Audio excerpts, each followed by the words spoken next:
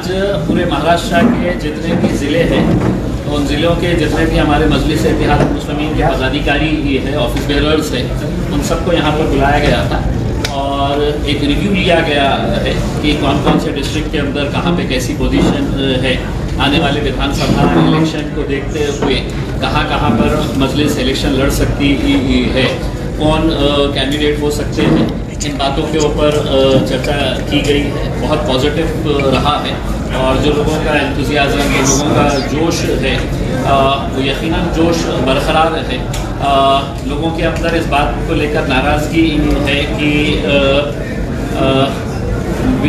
विधान परिषद के इलेक्शन के अंदर जिस तरीके से सो कॉल्ड सेक्युलर पार्टीज़ का जो रवैया रहा है विधान परिषद के अंदर भी और लोकसभा के इलेक्शन के अंदर भी हमने हमेशा से ये मांग की थी कि हमारा रिप्रेजेंटेशन होना चाहिए पार्लियामेंट के अंदर भी और असेंबली के अंदर भी।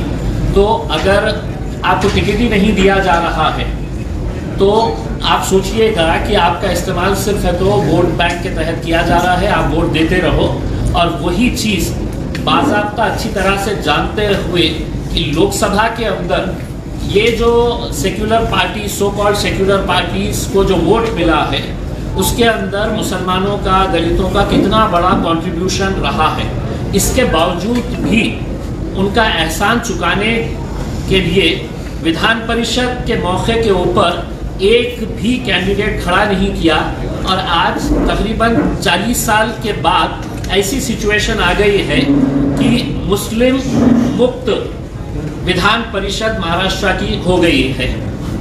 तो ऐसे हालात के अंदर मजलिस पूरे महाराष्ट्र का रिव्यू ली है। बैरिस्टर असदुद्दीन अवैसी साहब आए हैं, हमारे हैदराबाद के एमएलए बलाला साहब आए हैं और सभी डिस्ट्रिक्ट के जितने भी ऑफिस बेरर्स हैं उनके साथ चर्चा हुई है और बहुत जल्द इसके ताल्लुक से फैसले लिए जाएंगे।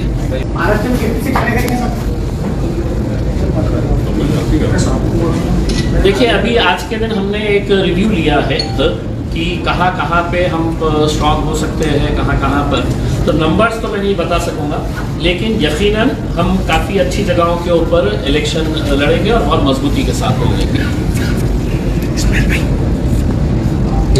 एकटे लढणार की कोणाला सोबत घेणार?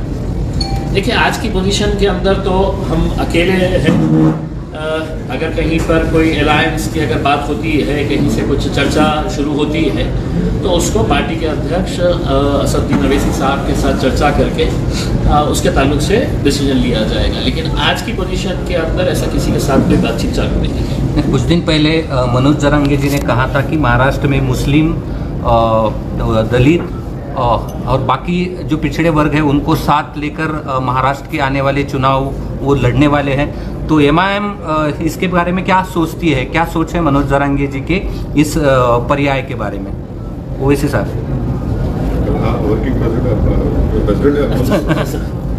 देखिए, एमआईएम को भले ही आप एक अलग नज़रिए से देखते हैं लेकिन हम ऐसा कास्ट बेसिस के ऊपर कि ये जाति के लोगों के साथ में मिलकर हम इलेक्शन लड़े। हमारे पास आज के दिन है तो अलग अलग जाति, धर्म और मज़हब के लोग जो है वो एमआईएम के साथ जुड़ रहे हैं। तो जरांगे पाटिल साहब ने जो कहा है आने वाले वक्त के अंदर पॉलिटिकल सिचुएशन सिनेरियो क्या होने वाला है ये देखने को मिलेगा। हर रोज़ कुछ ना कुछ महाराष्ट्र के अंदर पॉलिटिकल डेवलपमेंट हो रहा है। आज जो एक पार्टी के अंदर है वो रात हुए तक दूसरी पार्टी में चले जाता है, सुबह हुए तक तीसरी पार्टी में चले जाता है। तो अगले कुछ दिनों के अंदर बहुत कुछ बदलाव आने वाला है, उसके बाद डिसीजन लिया जाएगा अगर किसी को साथ में लेकर चलना है तो। संजय राउत ने कल ये सवाल का जो सवाल था ऐसा है ना कि मैं हमारे जरांगे साहब की बड़ी इज्जत करता हूँ और मैं उनको मुबारकबाद भी देता हूँ कि उनके इस आंदोलन की वजह से 8 मराठा एमपीज कामयाब हुए मराठवाड़ा में और महाराष्ट्र में एक भी मुसलमान एमपी नहीं है। महाराष्ट्र में ओबीसी समाज के एमपी जीत कर आए मगर एक भी मुसलमान एमपी नहीं जीता। तो तो ये भारत की जो हमारी जमहूरियत है, हम ये दावा करते कि हमारी जमहूरियत, हमारी लोकशाही जो है वो एक रिप्रेजेंटेटिव फॉर्म ऑफ डेमोक्रेसी है। अब रिप्रेजेंटेटिव फॉर्म ऑफ डेमोक्रेसी में आपका हर समाज का एमपी जीत कर जाता है महाराष्ट्र से, और एक समाज का कोई एमपी नहीं जीतता है तो मुसलमान समाज का है। तो ये बात इन तमाम जिम्मेदारों को सोचने की ज़रूरत है, और हमारी कोशिश यही है कि जो औरंगाबाद से इम्तियाज़ जलील साहब को कामयाबी नहीं मिली, इसका ना सिर्फ महाराष्ट्र के पूरे मुस्लिम समाज में एक गम है, गुस्सा है, और वो गम और गुस्सा ये कह रहा है कि भाई हर समाज का आदमी जीत रहा है। हमारा एक एमपी था मुस्लिम समाज का, उसको हराने के लिए सब मिलकर उसको हरा दिए। तो ये सच्चाई है, और भारत की पार्लियामेंट में आज पहली मर्तबा ऐसा हुआ है कि अपर कास्ट और backward OBC, other backward class का रिप्रेजेंटेशन बराबर हो चुका है भारत की पार्लियामेंट में। और किसी समाज का अगर पॉलिटिकल रिप्रेजेंटेशन सिर्फ 4% है, 14% आबादी भारत में मुसलमानों की है, और सिर्फ 4% एमपी जीत कर आ रहे हैं। तो ये आखिर ये मुसलमानों से उनको वोट डालने के लिए क्यों पीछे हट रहे? मुसलमान तो झोली भर भर कर वोट डाला ना सबको। हम सब जब डाल रहे हैं वोट, तो हमको क्यों नहीं वोट डालते? तो ये सवाल मेरा ये तमाम पॉलिटिकल पार्टी से, ये तमाम लीडर से, और ये सवाल मुसलमानों को भी सोचना है। हम वोट डालने वाली मशीन तो नहीं है ना, हम तो एटीएम नहीं है कि तुम आओ और हमको दबा दो और हम डालते जाए वोट। तो ये आपके सवाल का जवाब ये है। जाएंगे या नहीं जाएंगे, सोच क्या है आपकी? सोच रहे हैं आप इधर अगर उनकी तरफ से कोई प्रस्ताव आता है या आपकी तरफ से कोई अगर प्रस्ताव उनकी तरफ से कोई प्रस्ताव आता है तो आपको साथ लेके जाके बात करता हूँ मैं हमेशा जो है मैं जरांगे साहब, देखिए सुनिए एक मिनट, मैं जरांगे साहब को मुबारकबाद देता हूँ कि वो खड़े हुए अपने समाज के लिए, और उनके खड़े रहने की वजह से 8 मराठा एमपी को उन्होंने कामयाब कर दिया। बीड़ से उन्होंने पंकजा मुंडे को शिकस्त हो गई। तो ये उनकी कामयाबी है ये, मगर कामयाबी जहां उनकी हो रही है, जो मुस्लिम समाज की कामयाबी क्यों नहीं हो रही है? और ऐसा ही हमको लड़ना है मुस्लिम समाज को भी अपने राइट्स के लिए, और इंशाल्लाह हम वो कोशिश कर रहे हैं, करेंगे। दूसरी पार्टियां तो सिर्फ दूसरी पार्टीज तो सिर्फ मुस्लिम वोट को लेना चाहती है, कैंडिडेट नहीं दे सकते। तो इम्तियाज साहब ने सही कहा, आपके महाराष्ट्र काउंसिल में ना, काउंसिल में तो कोई नहीं है मुसलमान। तो ये महाराष्ट्र के 11% मुसलमानों के लिए बहुत ही तकलीफदेह बात है। अगर उनकी तरफ से कोई बातचीत होती है, हम बराबर बात करेंगे, वैसा हम अपने दरवाजे बंद नहीं करें। एमआईएम आप बोलो भाई, सत्सा औरंगाबाद की सीट हमारे रिपोर्टर इम्तियाज जलील साहब को हराने में एमआईएम का काफी बड़ा हाथ है। एमआईएम का हाथ है, एमआईएम का हाथ है, अच्छी बात है। तीसरा सवाल बोलिए। एमआईएम मुस्लिम रिजर्वेशन के लिए नेतृत्व करेगा क्या? एमआईएम मुस्लिम रिजर्वेशन के लिए नहीं, हम तो चाह रहे कि मराठा समाज को रिजर्वेशन मिलना चाहिए, हम उसके खिलाफ नहीं। हम ये भी चाहेंगे कि मुसलमान महाराष्ट्र के जो मुसलमानों में जो बैकवर्ड कास्ट है, जिनको बॉम्बे हाई कोर्ट ने एजुकेशन में अलाउ किया, तो हम ये चाहेंगे कि उसको कंटिन्यू करें। उसको क्यों नहीं देते आप? भाई एक मेरा सवाल जवाब मुकम्मल होना दीजिए। और रिजर्वेशन का वो बॉम्बे हाई कोर्ट का जजमेंट है मुसलमानों के फेवर में।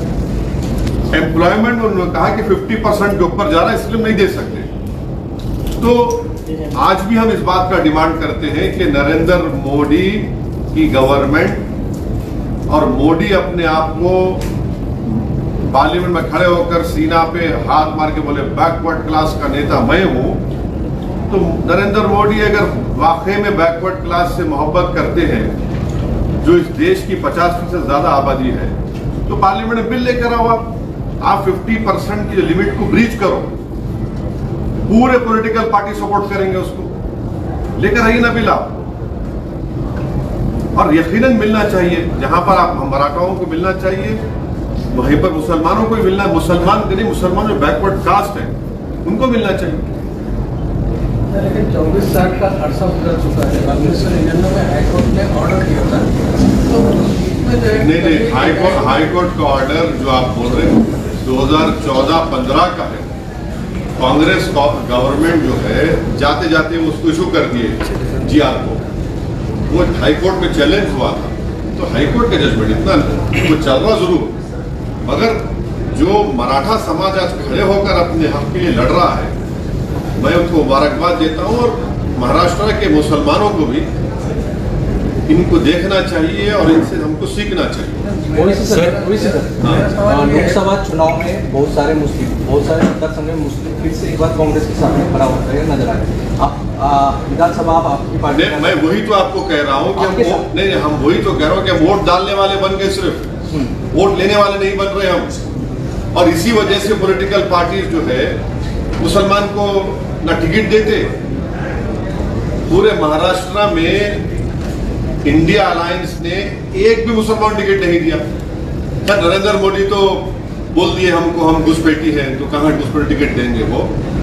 तो हम तो सिर्फ वोट डालने वाले बन गए, और एक कैंडिडेट था पूरे मिलके उसको हराने पे बैठ गए। तो ये औरंगाबाद से जो वर्डिक्ट गया है, ये एमआईएम पार्टी नहीं जीती मत समझिए, बल्कि महाराष्ट्र का एक मुसलमान ये कह रहा है कि भाई तो हमारी आवाज थी इम्तियाज जलील।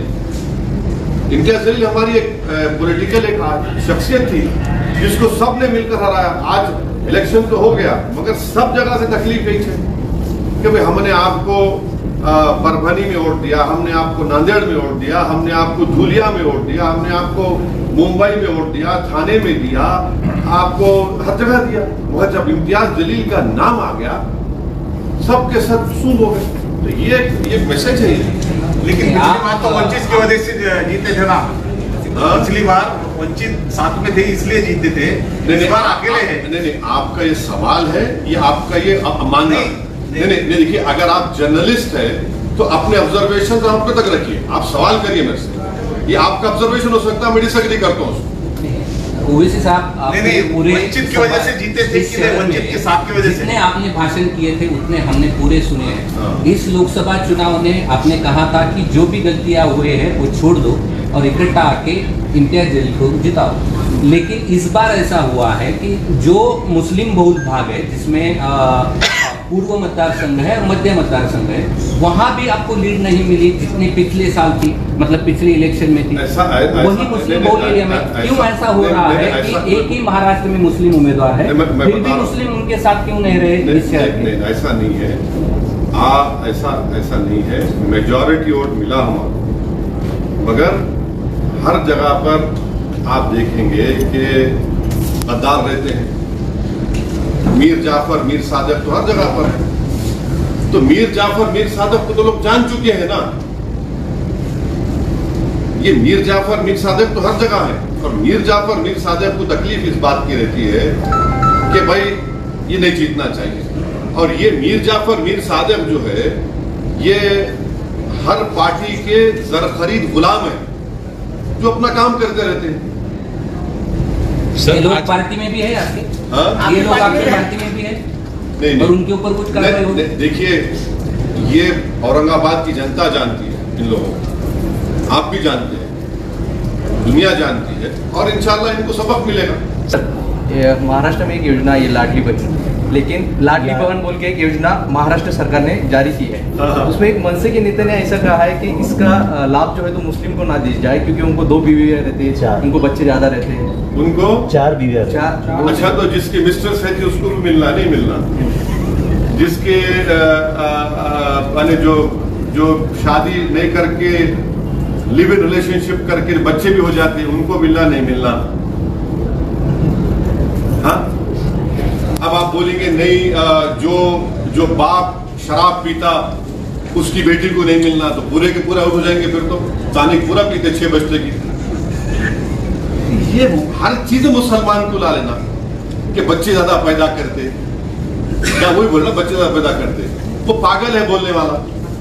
उन्हें अगर पढ़ लिखता थोड़ा, नेशनल फैमिली हेल्थ सर्वे पढ़ लेता वो दीवाना, तो उसकी आंख खुल जाती कि TFR रेट गिरा है। तो जाहिल है उन्हें, उसको सिर्फ एक ही 1 पॉइंट एजेंडा है, नफरत करो मुसलमानों से।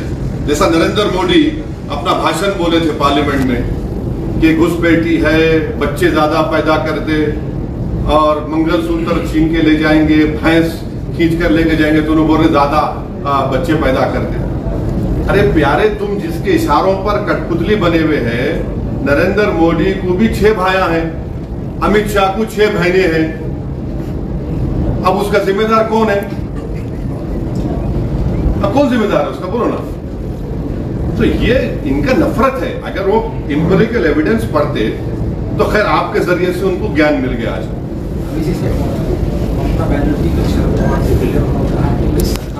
बहुमत में नहीं सरकार हाँ, अगर कल बहुमत करने के लिए वोटिंग का वक्त आता है तो आपकी कुछ क्या स्थिति है, तो आप किसके फेवर में हैं? अरे हम ही तो लड़ रहे मोदी से। घुसपैठी हमारे को बोल दिए, ममता बनर्जी घुसपैठी बोले, मंगलसूत्र छीन के चोरी का हमको देने का किसका बोले, हमको बोले, मुस्लिम कम्युनिटी को बोले, किसकी भैंस चोरी करके दी जाएंगी चोरी का हमको बोले। अरे पूरा मुस्लिम कम्युनिटी को टारगेट करके बीजेपी ने जीता ना, जितने सीट जीते। सुनिए बुलडोजर चल रहा है किसके घर पे? मुसलमानों के घर पे। 8 मुसलमानों का मॉब लिंचिंग हो गया 4 जून के बाद मुसलमानों से। अरे भाई, निशाना तो हम बन रहे हैं ना, तो हम ही तो मुखालिफत कर रहे बीजेपी की, इलेक्शन में भी कर रहे, जान भी हमारी जा रही, घर भी हमारा टूट रहा, बच्चे ही हमारे जेल को जा रहे, तो हम ही तो मुखालिफत कर रहे बीजेपी की। ऑनेस्टली अगर देखा जाए, जो CSDS का डेटा है, वो डेटा ये बताता है कि मुसलमान जो वोट बीजेपी को दिए थे 2014, 19 और 24 में, मोर और less it was the same. दूसरी कम्युनिटीज का बड़ा थोड़ा कम हुआ। और असदुद्दीन ओवैसी, इम्तियाज जलील जब MP थे हम दोनों, तो 2019 जुलाई में UAPA का अमेंडमेंट लाया गया था, उसकी तो मुखालिफत हम करे थे, कांग्रेस पार्टी साथ थी ना उसका। आप लोग क्यों नहीं आप लोग ये पूछते नहीं उन लोगों से? आपको पूछना चाहिए कांग्रेस पार्टी से, NCP से पूछना चाहिए कि आपने UAPA क्यों सपोर्ट किया, जिसकी वजह से स्टैन स्वामी जहां एक 85 year old बूढ़ा मर गया जेल में, भीमा कोरेगांव के लोग जेल में रहे, बच्चे जेल में आज भी।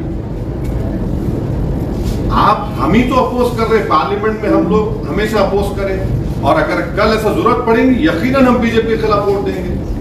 मगर हर चीज पे टारगेट तो हम है ना, नुकसान तो हमारा हो रहा।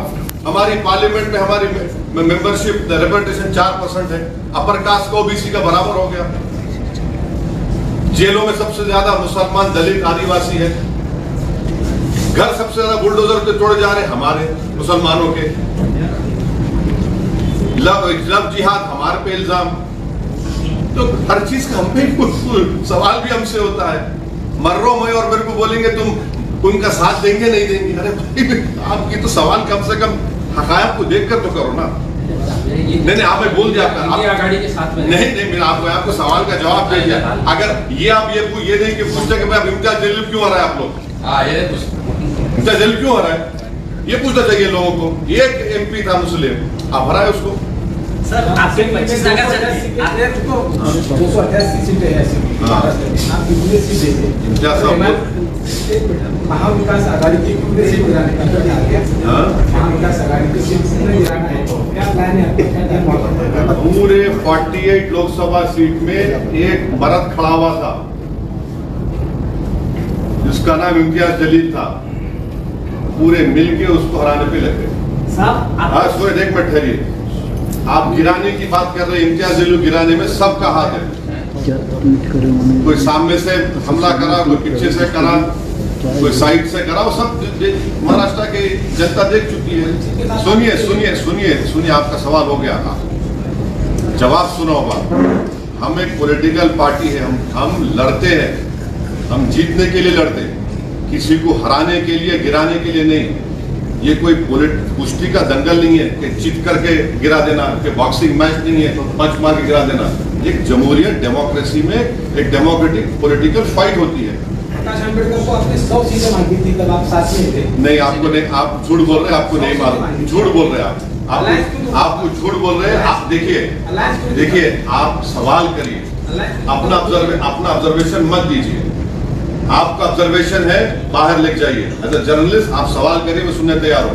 मगर अलायंस क्यों टूटा, जब मैं किताब लिखूंगा बताऊंगा। हमारी वजह से नहीं टूटा। आने वाले वक्त में अभी जाएंगे क्या? प्रिकॉशन क्या लेंगे? आने वाले क्या, आने वाले वक्त में अलायंस की गुंजाइश है क्या? किससे? वंचित से। अब कौन अलायंस करना चाह रहा, हमसे कोई बात करेगा तो हम बात करेंगे। अभी तक तो कोई बात नहीं करे, कोई बात ही नहीं होगी किसी से हमारी। मोदी हुकूमत इमरजेंसी हालत है, ऐसे संजय राउत ने कहा है। मोदी हुकूमत इमरजेंसी हालत में है, इस तरह का है मोदी दौरे हुकूमत। इमरजेंसी यकीनन इंदिरा गांधी ने नाफिज किया था। नरेंद्र मोदी सरकार में सबसे ज्यादा यूएपीए का इस्तेमाल मुसलमानों पर, दलितों पर, आदिवासियों पर हुआ। नरेंद्र मोदी जब प्राइम मिनिस्टर है 10 साल में सबसे ज्यादा घर तोड़े गए बुलडोजर से मुसलमानों के। मॉब लिंचिंग पहले भी होती थी, मगर 10 साल में सबसे ज्यादा मुसलमानों की हुई। जब से नरेंद्र मोदी प्राइम मिनिस्टर बने, मुसलमान एक पॉलिटिकल आउटकास्ट हो गया। अब तो सेकुलर पार्टीज भी सिर्फ बोलती वोट डाल देना, मगर कोई साथ ठहराने तैयार नहीं है। ये है रियलिटी भारत की। सर जलील साहब विधानसभा में जाएंगे या प्रेसिडेंट ही रहेंगे महाराष्ट्र? हाँ, जलील साहब इंशाअल्लाह ताला महाराष्ट्र की पॉलिटिक्स में बहुत बड़ा रोल प्ले करने वाले हैं फ्यूचर में। एक सवाल ये है कि फ्यूचर क्या प्लान है पार्टी का? अब ये बोल दिए ना पूरा बोल दिए। Sir Rahul Gandhi leader of opposition की हैसियत से अभी लोकसभा में बोल रहे हैं, सब लोग तारीफ कर रहे हैं, आप कैसा देखते हैं सर कि 10 साल के बाद में लीडर ऑफ अपोजिशन मिला है? तो उनके पास स्ट्रेंथ है, 10% उनके पास आ गए, वो एलओपी बन गए। कल विधानसभा की सीढ़ियों पे संजय राउत ने चंद्रकांत पाटिल को कहा है कि अपने को फिर से एक बार साथ आना चाहिए बीजेपी और शिवसेना। देखिए मैं आपको जैसे बताया ना कि आने वाले कुछ दिनों के अंदर आपको बहुत सारे बदलाव नजर आएंगे उसके अंदर। कौन कब कहाँ किसके पास जाने वाला है, कौन किसके साथ अलायंस करने वाला है। आप लोगों को प्रोग्राम में जाने का भी है,